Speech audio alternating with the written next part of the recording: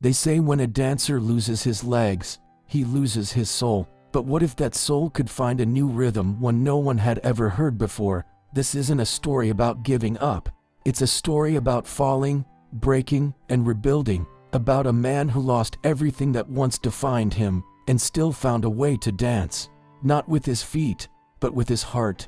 Through silence, through pain, and through those who had never heard music until they saw him move. His name was Miles Carter, a professional dancer from the south side of Chicago. To some, he was just another performer, but to those who really watched him, he was a storm force. He didn't just move to the beat. He was the beat. Every stage he stepped on bent to his rhythm. Broadway, world tours, music videos, award shows, sold-out arenas. If it had a spotlight, Miles lit it up.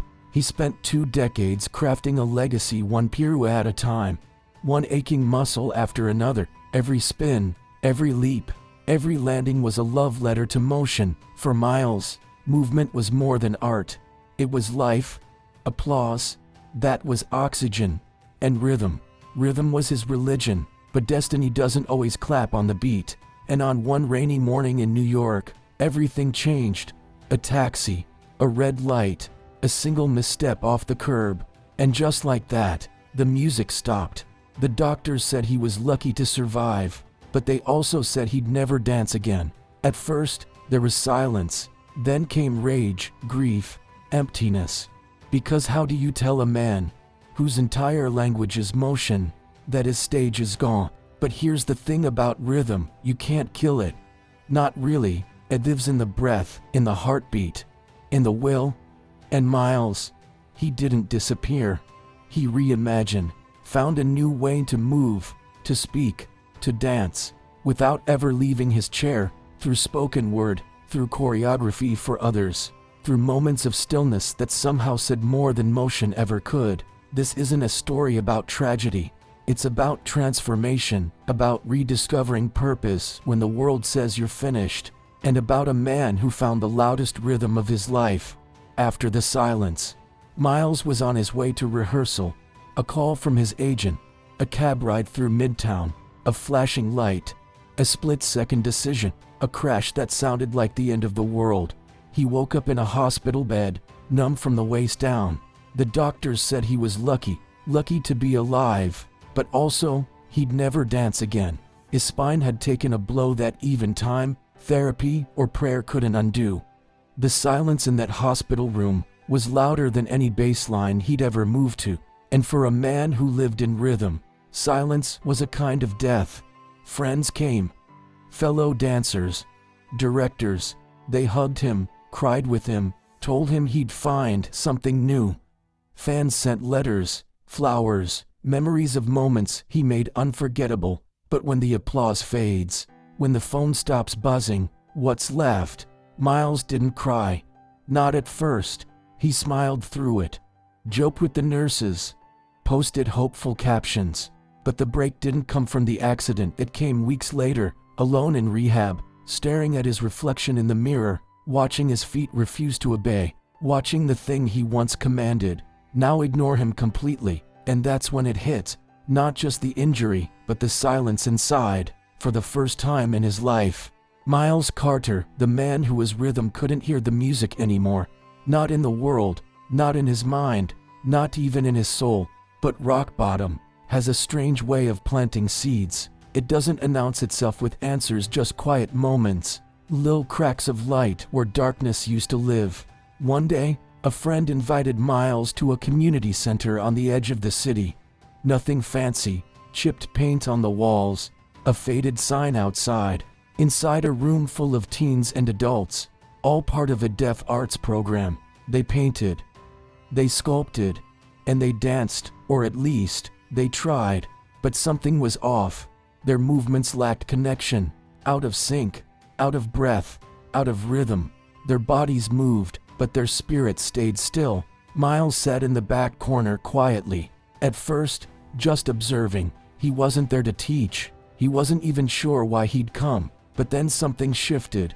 As he watched them move, he realized they weren't broken. They weren't lost. They were just reaching for something they'd never truly heard, music, not sound but feeling. And for the first time since the accident, Miles stood up, not to dance, but to give back what had once been his entire life. He started small, tapping the wooden floor to send vibrations through their feet, using lights flashing, dimming to guide tempo, hand gestures to signal rhythm, emotion, flow. He didn't just teach them movement, he taught them to listen, with their skin, with their eyes, with their hearts. And the students, they didn't just follow, they came alive. Over weeks and months, something beautiful began to take shape. They weren't just dancers anymore, they were storytellers, athletes, artists in a world with no sound, moving in perfect harmony with something beyond music. They called themselves the Last Dancers, not because they were forgotten, but because they represented the final evolution of what dance could mean. Just performance, but translation, just rhythm, but resilience. And at the center of it all was a man who no longer moved the way he used to, a man who had once lost everything, but now he had never danced more powerfully in his life. Because Miles Carter had finally found the one thing he hadn't known he was missing: a new stage, a new ring, a new legacy. We live in a world that tells us we are what we do, that our value lies in motion, achievement, perfection. If you can't walk, they say you're no longer a dancer. If you can't hear, they say you'll never feel the beat. If you lose your purpose, you lose yourself. But Miles Carter, he proved something else. He proved that purpose doesn't vanish when the spotlight fades.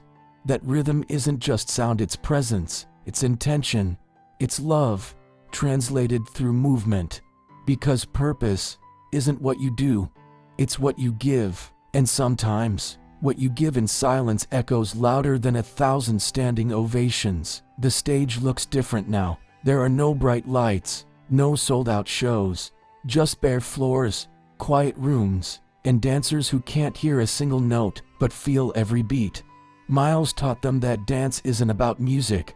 It's about message, it's about meaning, it's about rising, even when the world tells you to sit still. And together, they became the Last Dancers, not the forgotten, but the reborn. So if you've ever been told you're done, that you've lost your shot, remember this: even when the music stops, the dance can go on. This was their story, and maybe, just maybe, it's yours too. Never stop moving, never stop giving. Subscribe for more powerful true stories.